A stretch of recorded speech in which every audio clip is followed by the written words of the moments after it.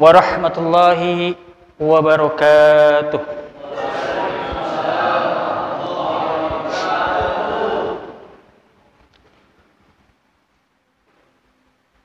Alhamdulillah alladzi wakafa wassalatu wassalamu ala khairin nabiyyinal mustafa wa ala alihi wa ashabihi ahlis sidqi wal wafa. Ashhadu an la ilaha illallah wa ashhadu anna sayyidana Muhammadan abduhu wa khaliluhu wa rasuluhu, amma ba'd. Subhanaka la ilma lana illa ma 'allamtana innaka antal alimul hakim.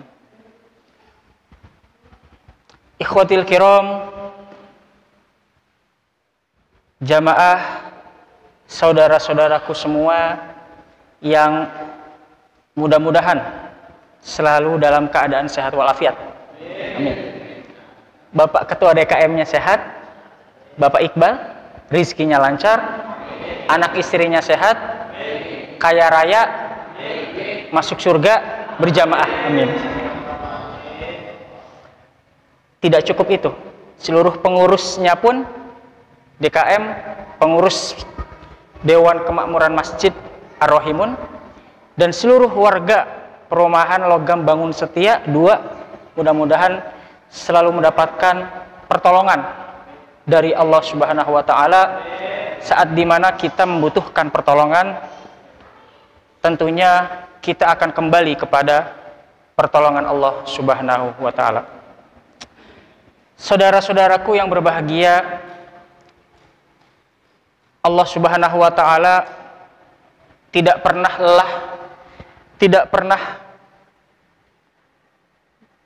merasa lelah, capek di dalam memberikan setiap nikmat, anugerah, kenikmatan kepada kita semua.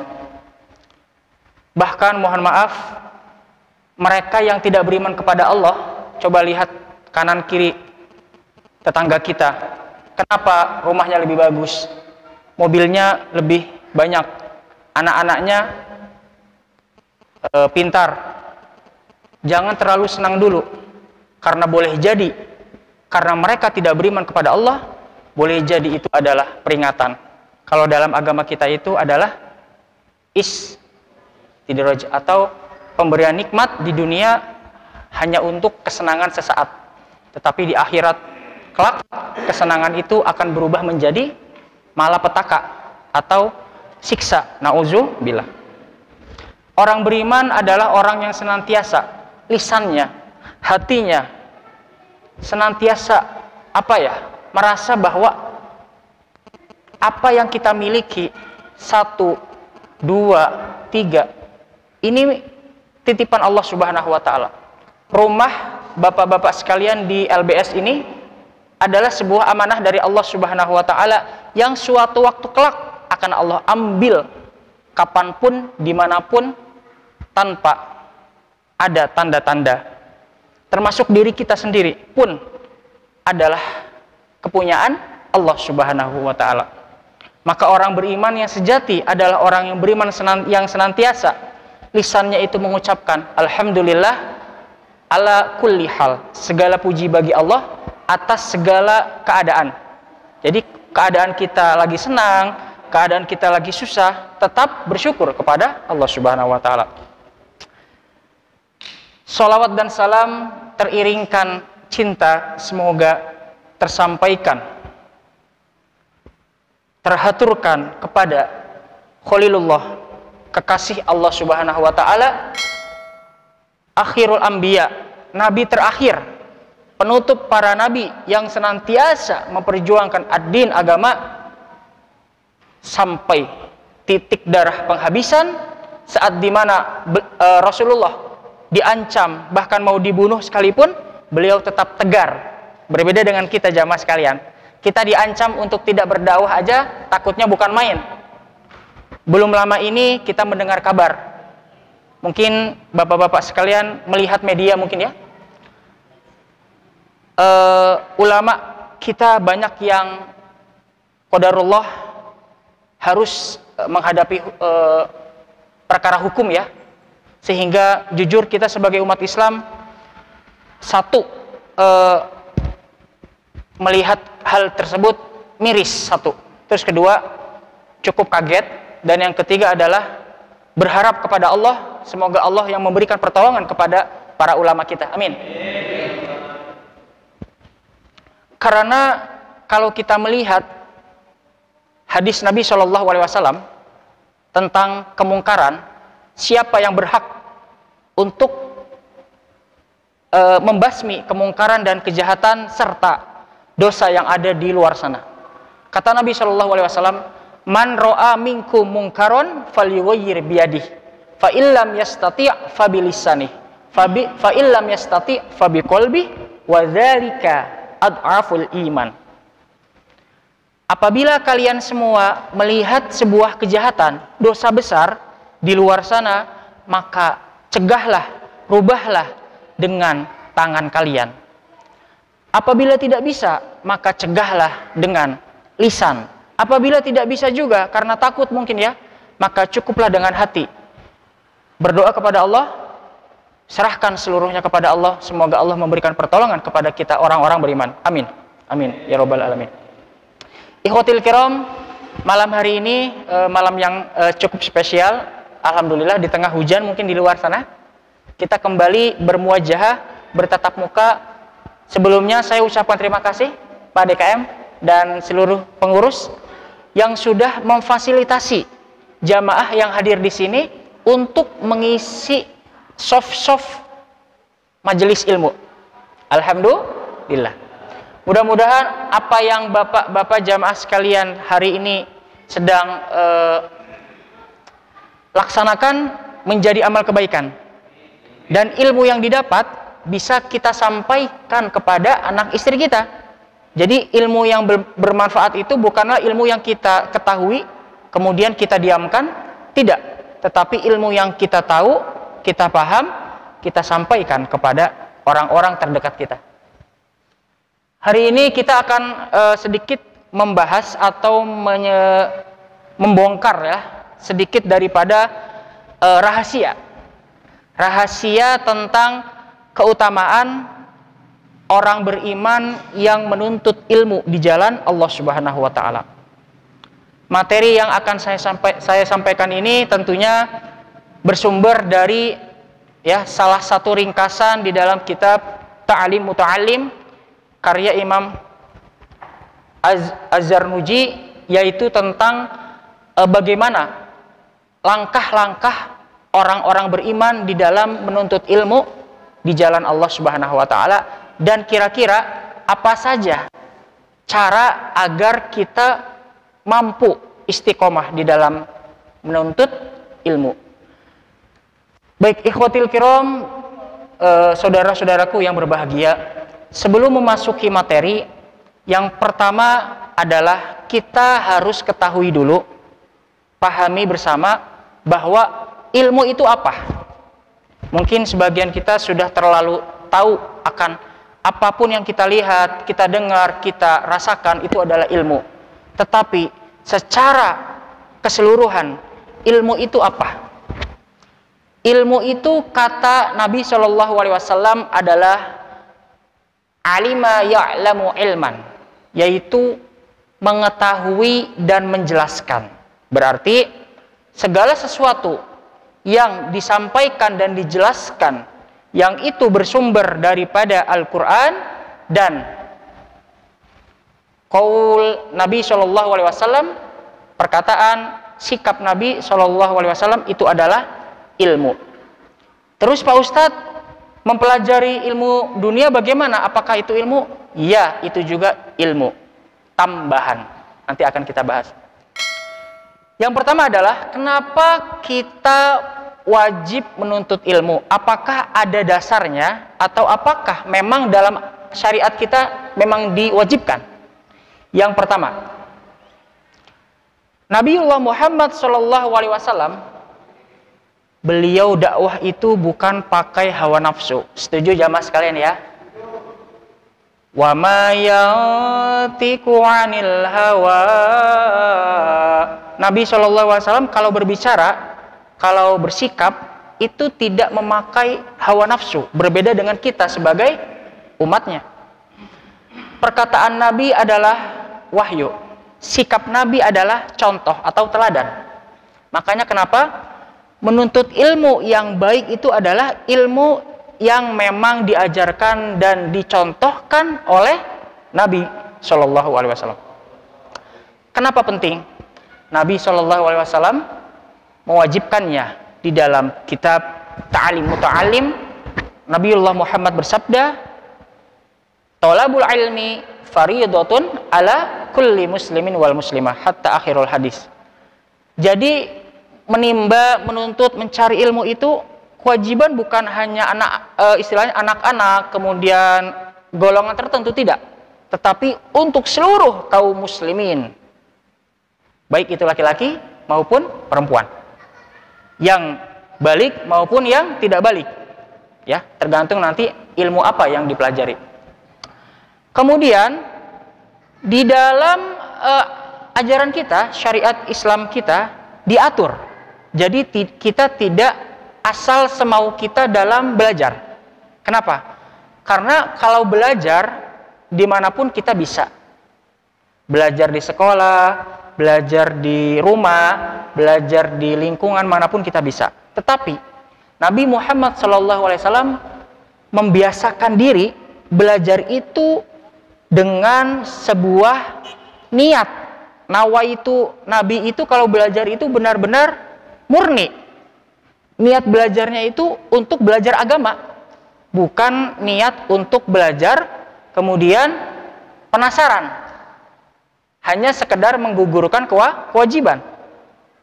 Makanya kata Nabi SAW, "May yuridillahu bihi khairan yufaqihu fiddin." Jadi tanda-tanda orang yang mendapatkan hidayah itu atau orang-orang yang beriman itu adalah dengan seseorang itu difahamkan dirinya terhadap agama. Jadi kalau orang belum paham agama, belum paham aturan-aturan agama, yang diperintahkan yang mana, yang dilarang yang di mana, itu dia bisa dibilang belum mendapatkan petunjuk Allah Subhanahu wa taala.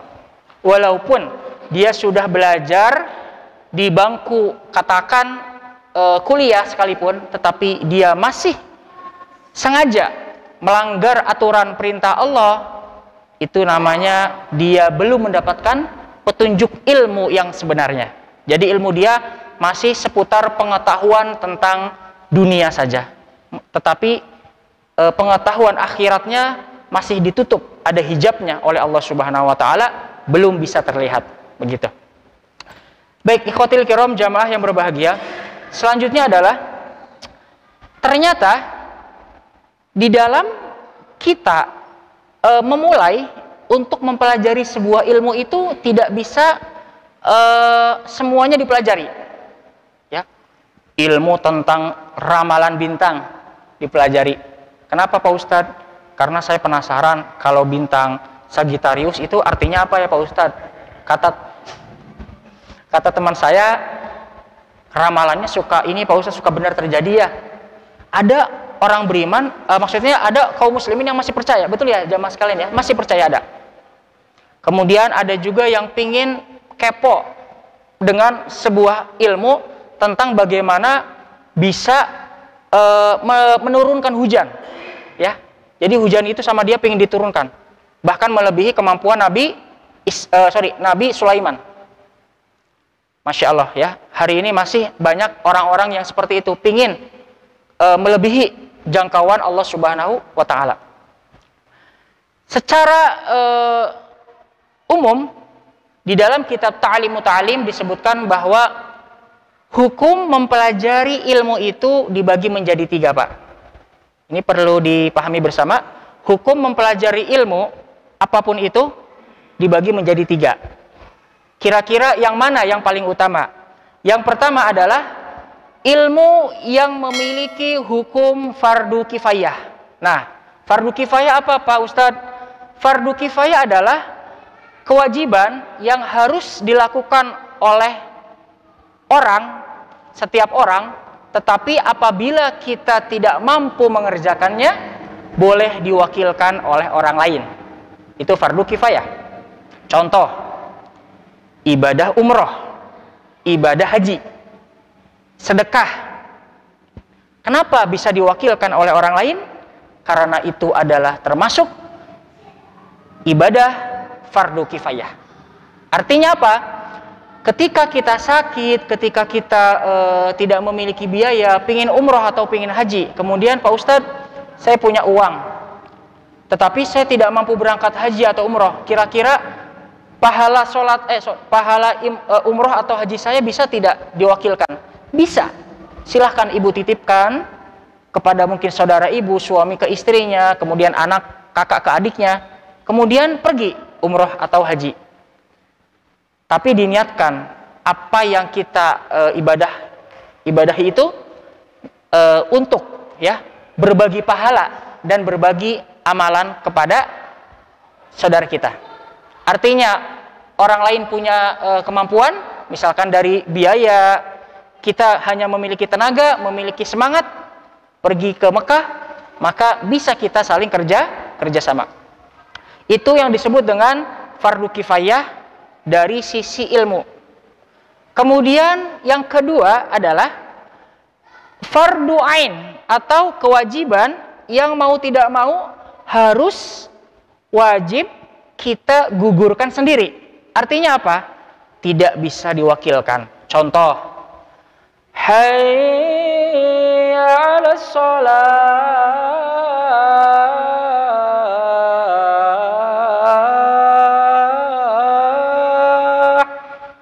Mah, kayaknya aku lagi gak enak badan ini. Tolong dong mah, pahala sholat aku diwakilin mah. Misalkan gitu ya.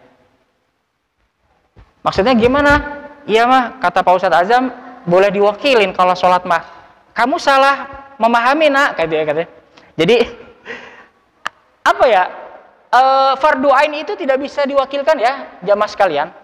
Sholat 5 waktu tidak bisa diwakilkan. Kalau memang tidak sholat, ya berdosa. Siapa yang berdosa? Dia, begitu. Kemudian, contoh fardu ain yang lain. Misalkan puasa Ramadan. Kecuali puasa Senin Kamis atau puasa Daud bisa. Ini puasa wajib yaitu Ramadan. Bagaimana? Apakah bisa diganti ke waktu lain? Kalau untuk wanita yang berhalangan bisa, tetapi bagi laki-laki yang kuat tidak bisa menggantikan amalan puasanya itu dengan waktu lain. Dia kuat, dia sehat, tetapi dia tidak ingin puasa. Ya, seperti itu. Itulah sedikit contoh-contoh amalan-amalan fardu ain yang merupakan inti daripada ilmu yang berhukum, memiliki dasar hukum wajib ain atau tidak bisa diwakilkan oleh siapapun. Yang terakhir atau yang ketiga adalah ilmu yang menyesatkan. Ini hati-hati jamaah sekalian. Ilmu ternyata tidak boleh semuanya dipelajari. Betul. Ilmu yang bagaimana yang tidak boleh dipelajari? Ilmu mempelajari tentang bagaimana cara membunuh orang. Nauzubillah. Ngeri ya. Orang kalau udah benci, udah dendam sama orang lain, Pak, mohon maaf. Akal sehatnya udah tidak jalan. Hatinya sudah dongkol. Akhirnya apa? Dia orang Islam, sholat, ngaji, sedekah, tetapi datang ke dukun, Pak. Mbah dukun, ada apa? Tolong saya lagi punya masalah sama orang ini, Mbah dukun. Ini fotonya Mbah dukun. Kata Mbah dukun, lah, ini saya kenal, kata dukunnya. Mbah dukun kok kenal? Iya, dia juga pernah datang ke saya. Waduh, ini korbannya, ya targetnya ternyata sudah berteman dengan dukun juga. Dan yang ingin melakukan istilahnya pembalasan pun sama mendatangi dukun. Berarti dua-duanya sama-sama satu istilahnya tuh satu aliran lah ya, begitu. Percayanya sama-sama percaya begitu. Ketika dilihat, apa yang kamu inginkan? Saya pingin orang ini mati, Mbah dukun. Kamu yakin? Yakin, Mbah dukun? Begitu. Akhirnya yang terjadi adalah apa? Saya pingin ketika kamu meminta saya untuk membunuh orang ini, kamu harus menuruti perintah saya. Tuh, kita kalau bersekutu sama setan, bersekutu sama jin, tidak gratis. Ya, tidak cuma-cuma. Harus ada imbalannya. Contoh, Pak minta tolong dong, saya pinjam uang untuk keperluan. Ya udah, nih saya pinjamkan uangnya. Tapi nanti balikinnya tambahin ya. Maksudnya bagaimana? Ya tambahin lah, masa segitu aja uangnya. Ya nambahin 100.000, 200.000 lah, oke. Artinya hari ini tidak ada yang gratis, mohon maaf jemaah sekalian. Jamaah kalau misalkan bepergian ke terminal, ke stasiun, mampir toilet umum. Selesai buang air, keluar dari toilet, stop. Kata bapak-bapak, "Hus, apaan sih? Orang saya udah habis buang air." "Pak, ini bukan toilet kamar mandi Bapak ya," katanya. "Kenapa ya?" 2.000 Pak. 2.000. Kita kasih 1.000, dia paling cuman gerutu dalam hati. Dasar pelit banget nih orang gitu kan. Artinya apa ya? Ketika kita meminta tolong, terlebih kepada syaitan melalui dukun ini tadi, kemudian dukun akan memberikan sebuah permintaan. Oke, saya minta kamu setiap malam Jumat tolong bawa semacam persembahan makanan dan darah manusia ke kuburan. Ini saya kasih alamatnya, kuburannya anu misalkan gitu. Nah, baik Mbah Dukun, itu saja iya. Tetapi kalau kamu lupa, dalam seminggu misalkan lupa, maka keluarga kamu akan ada yang mati misalkan gitu. Namanya manusia jamaah selalu lupa. Al-insan makanul khata' wal insan. Jadi manusia itu tempat salah dan lupa. Jumat pertama, Jumat kedua, Jumat ketiga, Jumat keempat, Jumat kelima lupa. Besoknya terjadi tuh yang namanya anaknya sakit lah, istrinya mulai kejang-kejang ya. Singkat cerita, mereka semua sudah bersekutu dan berteman dengan syaitan laknatullah alaih melalui dukun ini. Nauzubillah. Kenapa bisa terjadi? Karena dia mempelajari ilmu. Ilmu apa yang dimaksud? Ilmu sihir. Ya. Bahkan di dalam surat Al-Baqarah itu 1 halaman, Pak. Ya. Itu isinya tentang bahaya kita mempelajari dan mempercayai ilmu sihir, dan bahayanya kita kalau sudah kena sihir, maka kita akan susah keluar dari perkara itu kecuali atas izin Allah Subhanahu wa taala. Jadi dari ketiga ini, ya, hukum menuntut ilmu, maka manakah kira-kira bagian mana yang wajib kita utamakan, wajib kita dahulukan? Saya merekomendasikan yang nomor 2, Pak, yaitu fardu ain, yaitu bagaimana kita mempelajari ilmu agama. Ya, kenapa kita bisa sholat? Kenapa sholat itu ada rukunnya, ada tata caranya? Ternyata dicontohkan oleh Nabi. Kata Nabi apa? Kata Nabi, "Shollu kama ra'aitumuni usolli."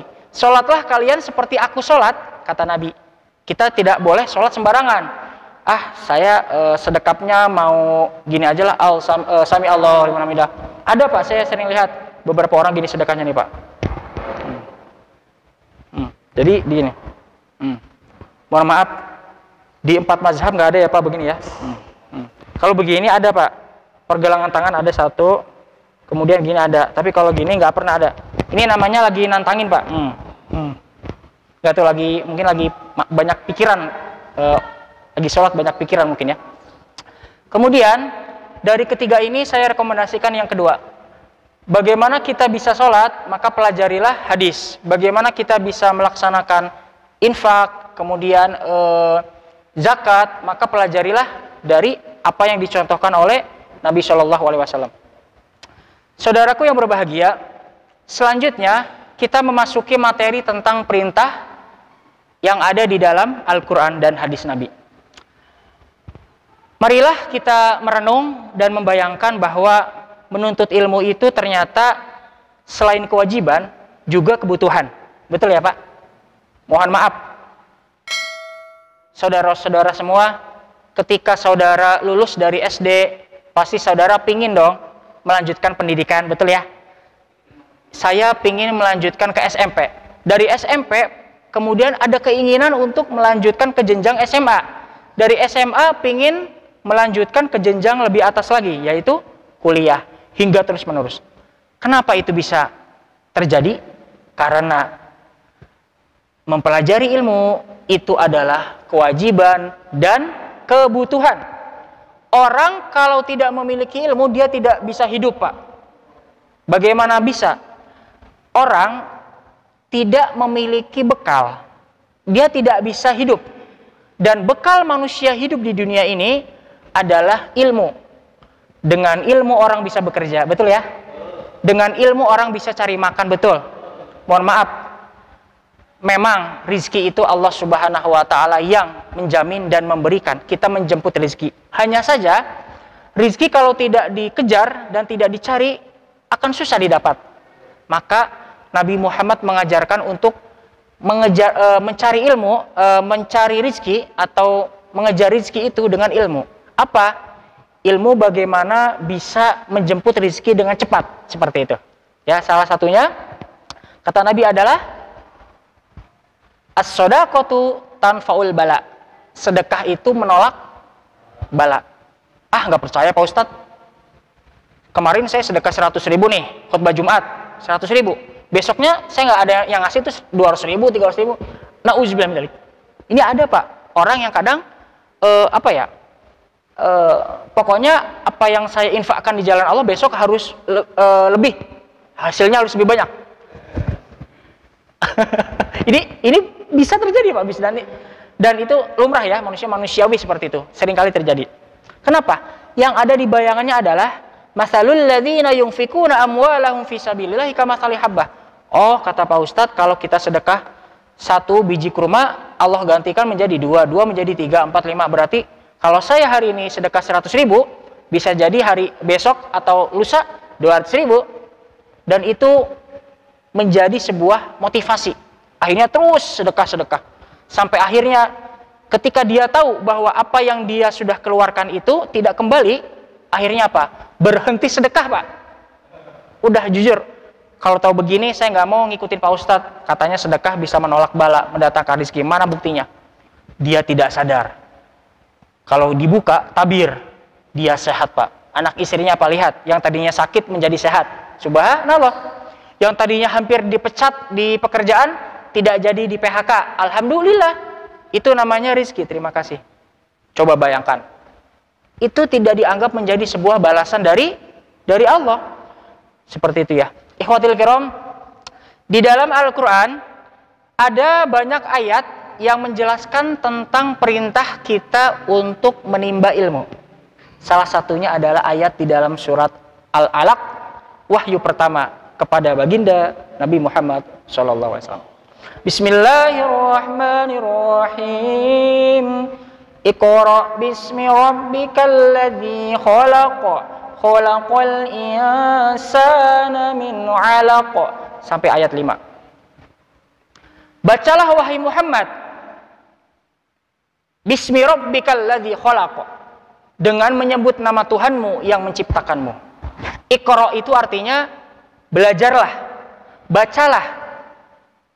Maka kalau kita tidak menunaikan ilmu, mencari, mengejar, menuntut ilmu, berarti kita telah menyalahi wahyu Allah Subhanahu wa Ta'ala. Surat Al-Alaq, Iqra bismi rabbikal ladzi khalaq, khalaqal insana ma lam ya'lam, sampai akhir ayat. Jadi belajar itu wajib dan kebutuhan. Siapapun kita pasti butuh dengan yang namanya ilmu. Selanjutnya di dalam hadis pun demikian. Di dalam hadis sahih disebutkan bahwasanya dari sahabat Anas bin Malik radhiyallahu anhu bahwa Nabi bersabda, "Man kharaja fi talabul ilmi fahuwa fi sabilillah hatta yarji." Barang siapa seseorang yang ketika keluar dari rumah menuju suatu tempat untuk menuntut ilmu, fahuwa fi sabilillah, sesungguhnya dia dicatat sebagai amal di jalan Allah Subhanahu wa Ta'ala. Subhanallah. Masya Allah ya Pak, kalau bicara pahala di jalan Allah itu sangat luar biasa pokoknya ya, besar sekali. Hatta yarji, sampai dia pulang dari tempat dia menuntut ilmu. Berarti kalau malam hari ini bapak-bapak menuntut ilmu di masjid ini, ya berarti bapak-bapak insya Allah mendapatkan catatan pahala tadi. Fahuwa fisabilillah, seperti orang yang sedang berperang di jalan Allah Subhanahu wa taala. Hitungan di sisi Allah Subhanahu wa taala. Sampai bapak-bapak pulang ke rumah masing-masing. Ya, itu salah satu perintah dasar kita untuk belajar dan menuntut ilmu Allah Subhanahu wa taala. Kemudian, kira-kira apa tips dan cara yang diajarkan oleh Nabi agar kita istiqomah, konsisten mencintai ilmu dan menjadikan ilmu itu sebagai sebuah pedoman kita, pegangan hidup kita. Ternyata kalau kita sadari, jamaah sekalian, ilmu yang bermanfaat itu adalah ilmu yang dibawa atau disampaikan oleh Allah Subhanahu wa taala, diwahyukan kepada Nabi, disampaikan kepada umat. Berarti Al-Qur'an dan hadis Rasulullah sallallahu alaihi wasallam, perintah larangan itu adalah ilmu yang ada di dalam Al-Qur'an dan hadis. Kalau hari ini kita belum bisa melaksanakan perintah tetapi melaksanakan larangan, berarti kita termasuk orang-orang yang mencelakai diri kita dengan tidak mau menuntut ilmu. Nauzubillah min dzalik. Yang pertama, kata Nabi SAW, nawaitu, niat yang lurus dan niat yang murni mencari ilmu karena Allah, itu kunci sukses orang beriman. Yang pertama, jangan sampai begini, kita sekolah hanya ingin mendapatkan ijazah. Ijazah untuk apa, Pak? Untuk melamar kerja, Pak Ustadz. Kalau sudah keterima kerja bagaimana? Ya dapat uang, gaji. Kalau sudah dapat gaji bagaimana? Ya kita bisa memakai uang sesuai keperluan kebutuhan kita, Pak Ustadz. Kalau sudah istilahnya kalau kita sudah mendapati kebutuhan kita, keperluan kita, bagaimana selanjutnya? Ya terus berupaya untuk mencari terus, Pak Ustadz. Artinya apa? Tidak ada nilai kepuasan. Nah, disinilah yang dimaksud dengan ilmu yang bermanfaat adalah ilmu yang kita pelajari, yang itu bisa kita rasakan manfaatnya bukan hanya di dunia, tetapi di akhirat juga. Ya, Masya Allah. Makanya jamaah sekalian, mumpung masih hidup, ayo sedikit-sedikit kita belajar membaca dan menghafal Al-Quran. Ya, seperti imam muda kita ini ya. Tadi, tuh. Misalkan surat-surat pendek nih, Ad-Duha, Al-Bayyinah, dibaca, dihafal. Boleh jadi surat Ad-Duha itu menjadi syafaat kita di yaumil akhir nanti, di yaumil mizan. Kemudian S1 kita, S2 kita, S3 kita, kemana itu semua? Luntur. Seperti pohon yang dimakan oleh api atau daun yang dimakan oleh ulat, tidak menyisakan apapun. Padahal kita kuliah capek-capek, Pak. Termasuk saya pun kuliah ngerasain capek luar biasa. Tetapi giliran disuruh membaca dan menghafal Al-Quran, susahnya bukan main, berat sekali. Beratnya bukan dari sini, Pak, mohon maaf, bukan dari sini. Bukan dari sini. Dari sini, Pak. Jujur ya. Dari hati, niat maksudnya. Kalau niat sudah bismillah, nawaitu saya lurus menghafal Quran, surat-surat pendek untuk anak saya, istri saya, diri saya, jalan. Tapi kalau dari awal emang agak ragu-ragu, susah ya, kesananya akan susah. Kemudian yang kedua, tips kata Nabi yang kedua adalah setelah nawaitu, yang kedua adalah belajar kepada ahlinya atau belajar kepada guru yang memiliki ilmu agama yang kuat. Ya, makanya kenapa kata Nabi Shallallahu Alaihi Wasallam, kalau kita berguru kepada orang yang tidak memiliki kompeten di bidangnya, termasuk agama, maka kita akan tersesat. Makanya kita harus pintar, cerdas di dalam memilih mu'alim, ustadz atau guru-guru kita, yang insya Allah nanti guru-guru kita akan menuntun kita menuju jalan-jalan kebaikan. Baik ikhwatil kiram, yang terakhir adalah fadilah, keutamaan bagaimana kita menuntut ilmu ini agar bisa mendapatkan hasil. Mau dong kita belajar pasti mendapatkan hasil, tidak pepesan kosong ya istilahnya tuh, atau tong kosong berbunyi nyaring. Jadi belajar akhirnya tidak tahu. Seperti kita belajar SD, hitungan matematika, bagi, kurang, tambah. Boleh jadi hari ini kita lupa. Padahal itu kita pelajari udah lama, Pak. 6 tahun yang lalu, 7 tahun, 20 tahun yang lalu mungkin. Kenapa bisa lupa? Karena itu bukanlah ilmu yang dimaksud oleh Allah Subhanahu wa taala. Yang pertama adalah kata Allah Subhanahu wa taala, orang yang menuntut ilmu itu derajatnya akan ditinggikan oleh Allah. Dalilnya adalah Al-Mujadilah ayat 11. Bismillahirrahmanirrahim. Yarfa'illahu alladhina amanu minkum walladhina utul ilma darajat. Orang menuntut ilmu derajatnya dinaikkan dan akan dihapuskan segala kesalahannya. Yang kedua adalah Allah akan berikan pada hari kiamat itu pahala. Ya. Pahala apa? Pahala kesabaran, Pak. Ya. Sabar terhadap gurunya, sabar terhadap dirinya. Kok nggak bisa-bisa ya? Itulah nilai kesabaran. Yang ketiga adalah menuntut ilmu adalah pelatihan diri kita untuk bisa mendapatkan pahala sedekah. Dan sedekah yang paling ringan di sisi Allah itu adalah sedekah ilmu, Pak. Contoh, kita hari ini tahu bahwa sholat itu wajib, ya, atas perintah Allah dan contoh dari baginda Nabi Muhammad. Kemudian kita sampaikan kepada saudara kita, Bu, Pak, Nak, kata Pak Ustadz tadi menyampaikan bahwa sholat itu wajib dilaksanakan, apabila tidak dikerjakan maka akan berdosa. Dalilnya apa, Pak? Hadis Nabi SAW, Inna awwalu ma yuhasabu fi yaumil akhir as-sholah. Sesungguhnya amalan pertama yang akan ditanya oleh Allah di hari kiamat itu bukan sedekah, bukan puasa, bukan jihad, bukan baca Quran, tapi apa? 5 waktu kita. Subuh, zuhur, asar, maghrib, isya. Kalau cuman subuh, asar gimana Pak Ustadz? Ya berarti kamu sholatnya rusak. Masa sholat bisa ditawar? Kan aneh begitu ya. Jadi 5 waktu kita akan ditanya oleh Allah Subhanahu Wa Taala. Jadi orang yang meninggalkan sholat berarti orang yang sengaja memasukkan dirinya ke dalam jurang api neraka Allah Subhanahu. Nauzubillah min dzalik.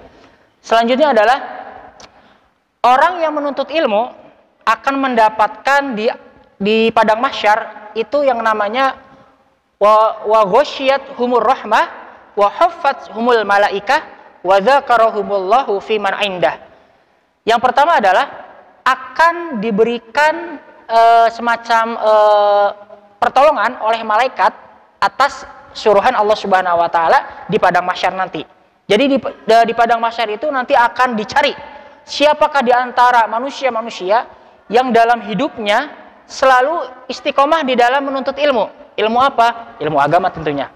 Ilmu bagaimana bisa sholat, ilmu bagaimana bisa baca Quran, ilmu bagaimana menyantuni anak yatim, ilmu bagaimana menghormati orang tua dan lain sebagainya. Kemudian yang selanjutnya adalah